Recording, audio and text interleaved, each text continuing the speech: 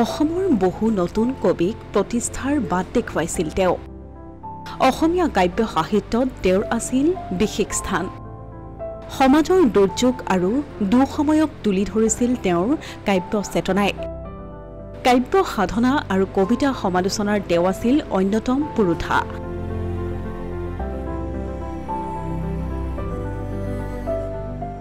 সমালোচনাৰ তীক্ষ্ণ কলম আৰু শব্দৰে কাকোৱে আঘাত নকৰাকৈ সত্যক তুলি ধৰিছিল তেওঁ।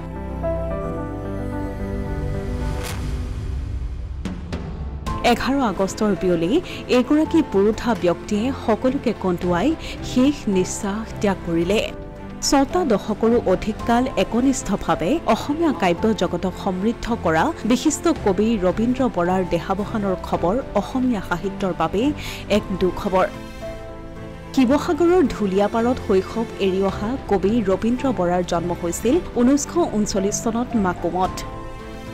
দীৰ্ঘদিনৰ প্ৰস্তুতিৰে শস্য মানুহ, ৰাতি ভাঙি আহে সাহচৰ্য, উত্তৰ প্ৰজন্ম, সতীৰ্থৰ দিন, ৰ'দৰ চৰাই, সপোনৰ একান্ত অনুগত, ৰবীন্দ্ৰ বৰাৰ স্বনিৰ্বাচিত কবিতা, ৰবীন্দ্ৰ বৰাৰ কবিতা সমগ্ৰ, পোহনীয়া চৰাই মাত আদি তেওঁৰ কাব্যগ্ৰন্থ।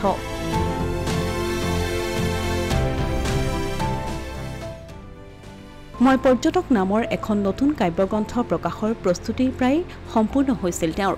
ছপাশালত থকা সেই কাব্যগ্ৰন্থখনৰ পাতনিত তেওঁ লিখিছিল, এইখনেই হ'ব তেওঁৰ অন্তিম কাব্যগ্ৰন্থ। সঁচাকৈ সেইখনেই হ'ল প্ৰিয় কবিজনৰ অন্তিমখন কাব্যগ্ৰন্থ। তেওঁ কবিতাৰ সমান্তৰালভাৱে গল্প আৰু উপন্যাসতো হাত দিছিল। আলি দুমোজাত, অকলশৰীয়া ভয়, আকাশ য'ত হেৰালে তেওঁৰ গল্পপুথি। ৰবীন্দ্ৰ বৰাৰ একমাত্ৰ উপন্যাসখন আছিল ধ্ৰুপদী। কবি আৰু কবিতাৰ বিষয়ক বহু প্ৰবন্ধ সমালোচনা লিখিছিল ৰবীন্দ্ৰ বৰাই। সেই নিৰ্বাচিত প্ৰবন্ধ সমালোচনাৰে প্ৰবন্ধ সংকলন হৈছে কবি, কবিতা আৰু অন্যান্য। জনসংযোগ বিভাগৰ পৰা অৱসৰ গ্ৰহণ কৰা ৰবীন্দ্ৰ বৰাই বছৰৰ কবিতা পটভূমিকে ধৰি বহুকেইখন আলোচনীৰ সম্পাদনা কৰিছিল। কোনোদিনেই প্ৰাপ্তি আৰু স্বীকৃতিৰ পাছত তেওঁৰ দৌৰা নাছিল। অসমৰ বহু প্ৰতিষ্ঠিত সাহিত্য আলোচনীৰ বাবে কবিতা নিৰ্বাচন কৰা কবি ৰবীন্দ্ৰ বৰাই লাভ নকৰিলে কোনো আনুষ্ঠানিক স্বীকৃতি।